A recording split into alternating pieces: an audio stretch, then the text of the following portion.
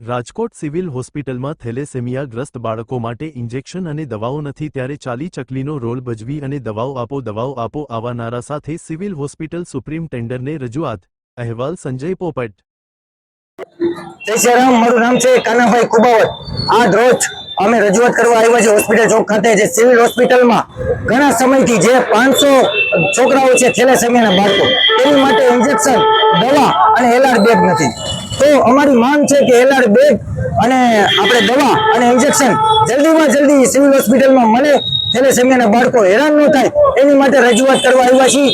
આજે જે 500 બાળકો છે એ રાજી થાય એની માટે મેં 40 ચેપલીનનું પાત્ર ભજવ્યું છે અને તંત્ર જાગે, તંત્રની આંખ ઉઘડે અને દવા અને ઇન્જેક્શન મૂકે એ માટે પણ મેં આ પાત્ર ભજવ્યું છે। સાથે સાથે ટી પહેલા પણ રજૂઆત કરવા ગયા હતા તો એના સુપ્રિન્ટેન્ડર એમ કે તમે ગાંધીનગર જાઓ, તો છોકરા જાય તો ક્યાં જાય? એટલે અમે હજી જો અમારી માંગ પૂરી નહીં થઈ તો આનાથી વિશેષ અમે આંદોલનનો અને રજૂઆતો અમે કરશી।